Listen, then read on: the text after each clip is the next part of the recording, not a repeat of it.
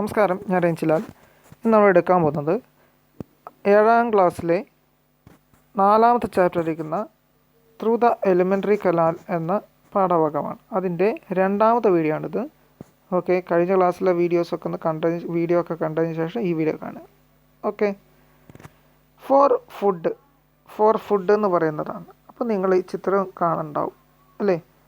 എന്തൊക്കെയാണ് കണ്ടിരിക്കുന്നത്? Sandalwood tree, Monotropa, Loranthus, പിന്നെ കസ്ക്യൂട്ട. ഇങ്ങനെ 4 വിധത്തിലുള്ള പ്ലാന്റുകളുണ്ട്. അതിൻ്റെ താഴെ എഴുതി വെച്ച് നോക്കാം. During the initial stage of the growth it takes water and minerals from the root of other plants. Okay, അതായത് അതിൻ്റെ ഇനീഷ്യൽ സ്റ്റേജിൽ, അതായത് തുടക്ക കാലഘട്ടത്തിൽ ചെറുതാകുന്ന സമയത്ത് എന്ത് ചെയ്യും? വെള്ളവും മിനറൽസും റൂട്ടിലൂടെ അത് വേറെ പ്ലാന്റിൻ്റെ ശരീരത്തിൽ നിന്ന് വലിച്ചെടുക്കുന്നു. ഓക്കെ, ക്ലിയർ ആയോ? അപ്പോൾ സാൻഡൽവുഡ് ട്രീൻ്റെ കേസിൽ നമ്മൾ കുറച്ച് വേറെ പ്ലാന്റിൽ നിന്ന് ചെറുപ്പകാലത്തിലൊക്കെ വെള്ളവും ഇതൊക്കെ മിനറൽസൊക്കെ അവൻ്റെ ശരീരത്തിൽ നിന്ന് വലിച്ചെടുക്കുമായിരുന്നു അല്ലേ? അതിൻ്റെ ശരീരത്തിൽ നിന്ന് എടുക്കും. ഇനി മോണോട്രോപ്പ എന്ന് പറഞ്ഞാൽ എന്താണ്? ഇനി അടുത്ത ലൊറാന്തസും നമുക്ക് കസ്ക്യൂട്ടയും പറയാം. എന്നിട്ട് അതിലേക്ക് പോവാം. ലൊറാന്തസ് എന്ന് പറഞ്ഞാൽ എന്താണ്? The water and minerals is depends on the plants on which it lives. ഏത് പ്ലാന്റിൻ്റെ മുകളിലാണോ നിൽക്കുന്നത് അതിൻ്റെ മുകളിലുള്ള വെള്ളവും മിനറൽസ് എല്ലാം വലിച്ചിട്ട് തന്നെ കഴിക്കും. ഓക്കെ, ഇനി കസ്ക്യൂട്ട എന്ന് പറഞ്ഞാൽ okay, for food it depends on the plants on which it lives. ഏത് പ്ലാന്റാണോ ജീവിക്കുന്നത് അതിൻ്റെ നിന്ന് വലിച്ചെടുക്കും. ഇനി ഇവിടെ എന്താ?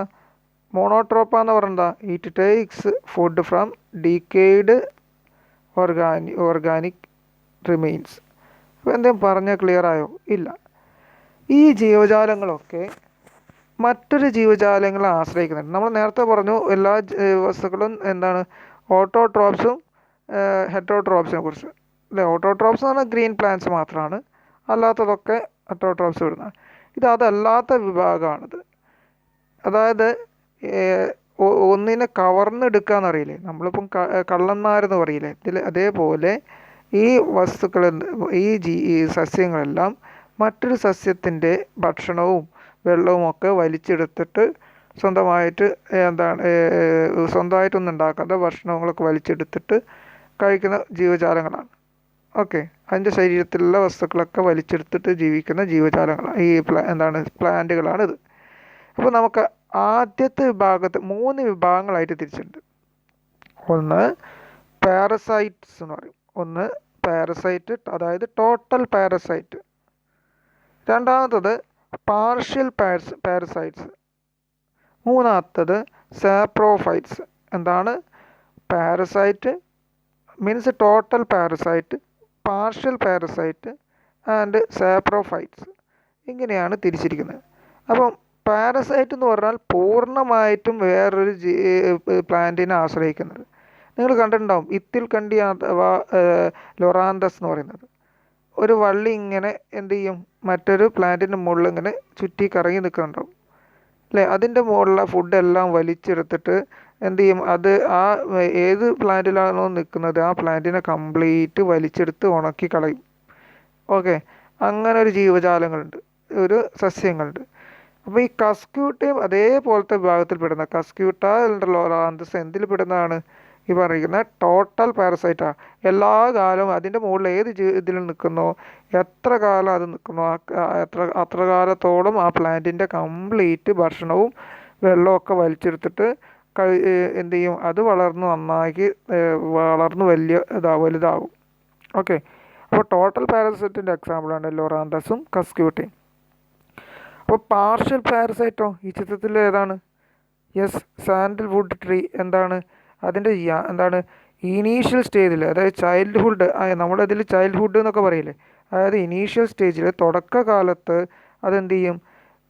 മിനറലും വാട്ടേഴ്സൊക്കെ എന്ത് ചെയ്യും? അതിൻ്റെ വേറൊരു പ്ലാന്റിൽ നിന്ന് വലിച്ചെടുക്കും. എന്നാൽ കാലക്രമേണ അതെന്ത് ചെയ്യും? കുറച്ച് വലുതായി കഴിഞ്ഞാൽ സ്വന്തമായിട്ട് തന്നെ ഭക്ഷണവും വെള്ളമൊക്കെ ഉണ്ടാക്കി കഴിക്കാൻ തുടങ്ങും. ക്ലിയർ? അതായത് സ്വന്തമായിട്ട് ജനറേറ്റ് ചെയ്ത് വലിച്ചെടുത്തിട്ട് കഴിക്കാൻ തുടങ്ങും. അതായത് കഴിക്കാൻ മീൻസ് അതൊക്കെ അതെന്ത് ചെയ്യും, അത് വളരാൻ തുടങ്ങും. ഓക്കെ, കഴിക്കല്ല, വളരാൻ തുടങ്ങും. അപ്പോൾ ഇതാണെന്ത് പാർഷ്യൽ പാരസൈറ്റ് ആയിട്ടുള്ളത്. പാർഷ്യൽ പാരസൈറ്റിന് പകുതി സമയത്തൊക്കെ, ചില സമയത്തൊക്കെ എന്ത് ചെയ്യും, പാർഷ്യലി എന്ത് ചെയ്യും, വലിച്ചെടുക്കുന്നുണ്ടാവും. അതാണ് പാർഷ്യൽ പാരസൈറ്റ് എന്ന് പറയുന്നത്. സാൻഡൽവുഡ് ട്രീ എന്ന് പറയുന്നത് ഇതിനൊരു എക്സാമ്പിളാണ്. ഇനി സാപ്രോഫൈറ്റ്സ് എന്ന് പറയുന്നത്, സാപ്രോഫൈറ്റ്സ് എന്ന് പറയുന്നത് എന്താ, അഥവാ സാപ്രോട്രോപ്പ് എന്നും പറയാറുണ്ട്. സാപ്രോട്രോഫ് എന്ന് നോക്കാം. മോണോട്രോപ്പ എന്ന് പറയുന്നത് അത് നമ്മുടെ എന്താണ്, നമ്മുടെ കൂന് വിഭാഗത്തിൽ കൂനില്ലേ, ഇതുപോലുള്ള ജീവജാലങ്ങളൊക്കെ എന്താണ് ചെയ്യുക, ഈ എന്തെങ്കിലും നമ്മുടെ എവിടെയൊക്കെയാണ് വളരുക, നമ്മുടെ ഏതെങ്കിലും ഡീക്കേഡ് ഓർഗാനിസംസിൽ, അതായത് നിങ്ങളെ ഏതെങ്കിലുമൊക്കെ മരം വീണ് കിടക്കുക, അല്ലെങ്കിൽ ജന്തുക്കളോ ഏതെങ്കിലുമൊക്കെ ചത്ത് കിടക്കുക ഒക്കെ ഉണ്ടെങ്കിൽ അതിൻ്റെ മുകളിലാണ് ഇത് വളർന്നു വരിക. ആ ചീഞ്ഞ് അളിഞ്ഞ് വരുന്ന സമയത്ത് അതിൻ്റെ മുകളിലാണ് ഇത് വളർന്നു വരിക. അപ്പോൾ ആ ഡീക്കേഡ് ഫുഡ് അല്ലെങ്കിൽ ഡെത്തായിട്ടുള്ള ആ ഇതിൻ്റെ മുകളിൽ വളർന്നു വരുന്ന ആകുന്ന സമയത്ത് ഡെത്ത് സ്റ്റേജിൽ, ഓർഗാനിസംസിൻ്റെ ഡെത്ത് സ്റ്റേജിൽ അതിലുണ്ടാകും കുറച്ച് കാലത്തേക്കൊക്കെ അതിൻ്റെ ഫുഡും കാര്യങ്ങളും എല്ലാം അതിൽ കിടക്കും. ഫുഡ് ഉണ്ടാവും, അതിൽ തന്നെ വെള്ളമായിട്ടുള്ള സബ്സ്റ്റൻസുകൾ ഉണ്ടാവും.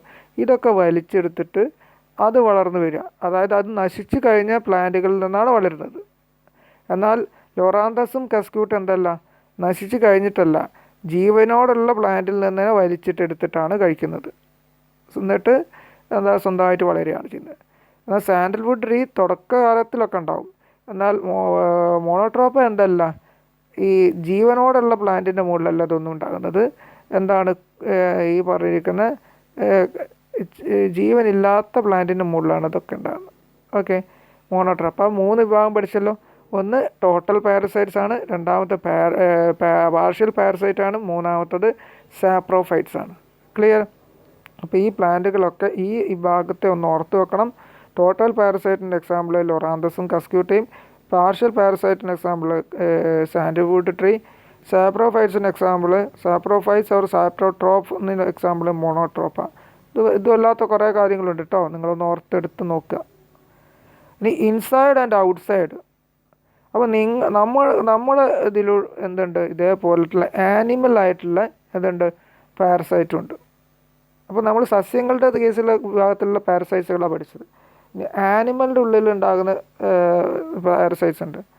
ലൂസ് എന്താ പറയുന്നത്, പാന്, പിന്നെ ഈ പറഞ്ഞിരിക്കുന്ന വേംസ്, അതായത് വിരകൾ, ഫ്ലൂ എന്ന് പറയുന്നത്, അതായത് മൂട്ട പോലത്തെ ജീവജാലങ്ങൾ, ഇതൊക്കെ എന്താണ്, നമ്മുടെ ഓരോന്നിനെയും ചോര ഊറ്റി കുടിച്ചിട്ട് അല്ല പിന്നെ ഇതുണ്ടാകുന്നത്, അവർ ഇതുണ്ടാക്കുന്നത്. നമ്മൾ ഈ കൊതുക് ഇതൊക്കെ പെടുന്ന അതിൽ തന്നെ കേട്ടോ.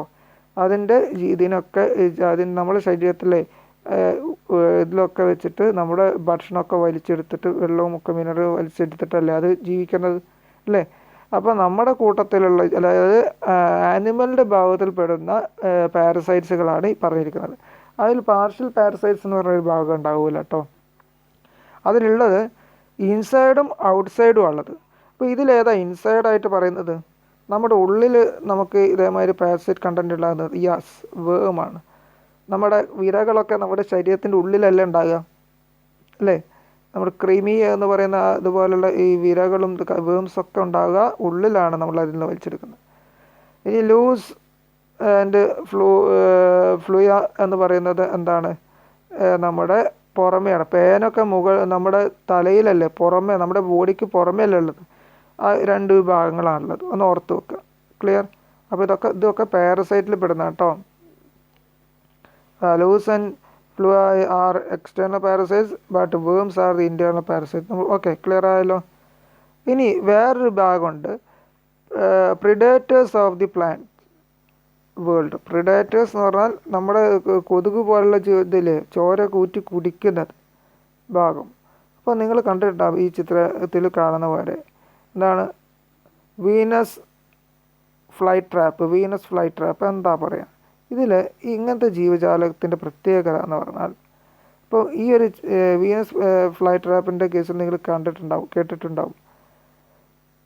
ഇതുപോലെ ഇതെന്ത് ചെയ്യും, ഇതിൻ്റെ പ്ലാന്റ് നിങ്ങൾ ഈ ചിത്രത്തിൽ കാണിക്കുന്ന പോലെ ഭാഗത അത് തുറന്ന് വെച്ചിരിക്കും. നല്ല രസമായിട്ട് നമ്മളെ കൊറോണയൊക്കെ പഠിച്ചില്ലേ നമ്മുടെ പ്ലാന്റ്സിലെ പോലെ. അപ്പോൾ ഇങ്ങനെ നല്ല രീതിയിൽ തുറന്നു വെക്കും. അപ്പോൾ പ്ലാന്റുകൾ ആകർഷിക്കാൻ വേണ്ടിയിട്ടാണല്ലോ നമ്മൾ കൊറോള വെച്ചിരിക്കുന്നത്. ഈ കൊറോളയിലേക്ക് എന്ത് ചെയ്യും, വരുന്ന പോലെ ഈ പ്രാണികൾ വന്നിട്ട് തേൻ കുടിക്കാൻ വരുന്ന പോലെ ഇതെന്ത് ചെയ്യും, ഈ പറഞ്ഞിരിക്കുന്ന പ്രിഡേറ്റേഴ്സ് ആയിട്ടുള്ള ഈ സസ്യങ്ങളുടെ ഇങ്ങനെയുള്ള പാർട്ട്, നിങ്ങൾ ചിത്രത്തിൽ വരച്ചിരിക്കുന്ന അതേപോലുള്ള പാർട്ടിലേക്ക് ഇൻസെക്റ്റുകൾ വന്നിരിക്കുന്ന കുറച്ച് സമയത്തിൻ്റെ ഉള്ളിൽ തന്നെ ഇതെന്ത് ചെയ്യും, അത് ഓട്ടോമാറ്റിക്കലി ക്ലോസ് ആകും. ഇതൊരു അടയ്ക്കുന്ന പോലെ അടച്ചു കഴിഞ്ഞാൽ പിന്നെ എന്ത് ചെയ്യില്ല, അതിലൊരു മാറ്റം ഉണ്ടാവില്ല. എന്ത് ചെയ്യും, അതിൻ്റെ കംപ്ലീറ്റ് അതിൽ ചോരയും എന്തൊക്കെയാണോ ഉള്ളത് ഭക്ഷണമാക്കി കഴിഞ്ഞതിന് ശേഷമേ അത് പിന്നെ തുറക്കുകയുള്ളൂ. കണ്ടോ നിങ്ങൾ ആ ചിത്രത്തിൽ തന്നെ ചുവപ്പ് കളറിൽ ചോരയാണത്. ഓക്കെ, ഇതിൻ്റെ കംപ്ലീറ്റ് ഇതും ഭക്ഷണവും എടുക്കും. ഓക്കെ, ഇതൊക്കെ ഇങ്ങനത്തെ പ്ലാന്റുകളൊക്കെ ഇൻസെക്ടിവോറസ് പ്ലാന്റ് എന്ന് പറയാം. ഇൻസെക്ടിവോറസ് പ്ലാന്റ്സ്, ഇൻസെക്റ്റിനെ ഭക്ഷണമാക്കുന്ന പ്ലാന്റുകളാണ്. സോ അതുകൂടാതെ അതായത് വീനസ് ഫ്ലൈ ട്രാപ്പ്, പിന്നെ സൺഡ്യൂ പ്ലാന്റ്, പിക്ചർ പ്ലാന്റ്സ്, ഇതൊക്കെ ഇതിന് എക്സാമ്പിളാണ്. ഓക്കെ, അതായത് എന്താണ് വീനസ് ഫ്ലൈ ട്രാപ്പ്, പിന്നെ സൺഡ്യൂ പ്ലാന്റ്, പിന്നെ പിക്ചർ പ്ലാന്റ്സ്, ഇതൊക്കെ ഇതിന് എക്സാമ്പിളാണ്. Clear? There are known as insectivorous plants. ഇതിനൊക്കെ ഇൻസെക്ടിവോറസ് പ്ലാന്റ്സ് എന്നാ പറയാം കേട്ടോ.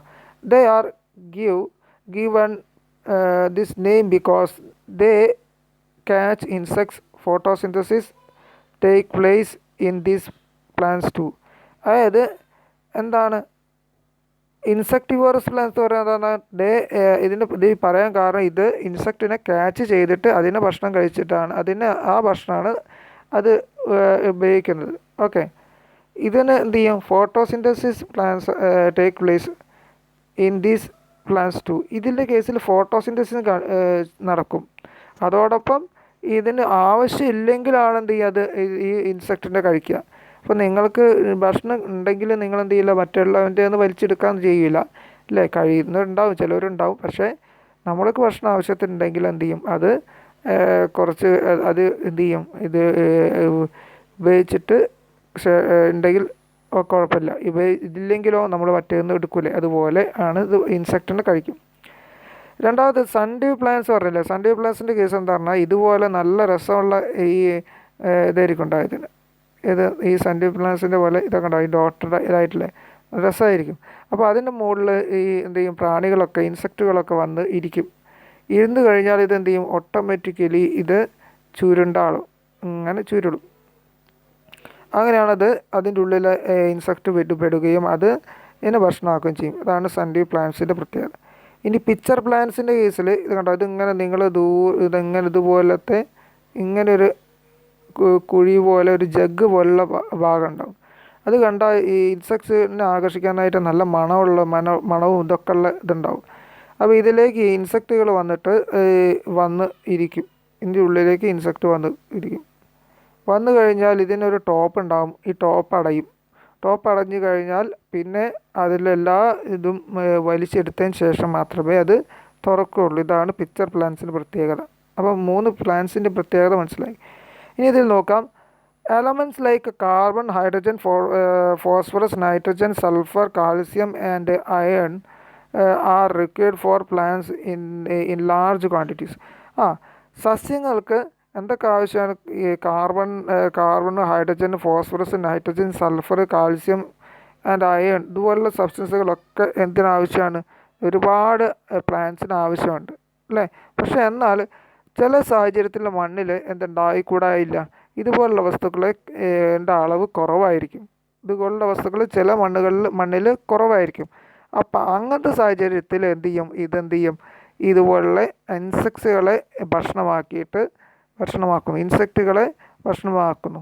ഓക്കെ, അല്ലാത്ത സമയത്ത് എന്ത് ചെയ്യും, മണ്ണിൽ ഒരുപാട് ഇത് ഇല്ലെങ്കിൽ കുഴപ്പമില്ലാത്ത രീതിയിൽ അതെന്ത് ചെയ്യും, നല്ല രീതിയിൽ സാധാരണ പോലെ പ്ലാന്റ് ഇല്ലെങ്ങനെ ഫോട്ടോസിന്തസിസ് ചെയ്യുന്ന അതേപോലെ തന്നെ നടക്കും. എന്നാൽ ഈ കേസിൽ ഈ മണ്ണിൽ ഇതുപോലുള്ള എലമെൻറ്റുകൾ ഇല്ലെങ്കിൽ അതെന്ത് ചെയ്യും, ഇൻസെക്റ്റുകളെ ഭക്ഷണമാക്കിയിട്ട് ആ എലമെൻറ്റിനെ ഉപയോഗപ്പെടുത്തുന്നു, അതിൻ്റെ ശരീരത്തിലുണ്ടാകുന്ന എലമെൻറ്റുകളെ ഉപയോഗപ്പെടുത്തുന്നതാണ് ചെയ്യുന്നത്. അപ്പോൾ ഇൻസെക്ടിവോറസ് പ്ലാന്റിൻ്റെ പ്രത്യേകതയാണ്. ഓക്കെ, അപ്പോൾ ഇത്ര കാര്യങ്ങളൊക്കെയാണ് ഇന്നത്തെ വീഡിയോയിൽ പഠിക്കുന്നത്. അടുത്ത ക്ലാസ്സിൽ ഫുഡ് ഇൻ ഹ്യൂമൻസ് ആണ് പഠിക്കാനുള്ളത്. Okay, thank you.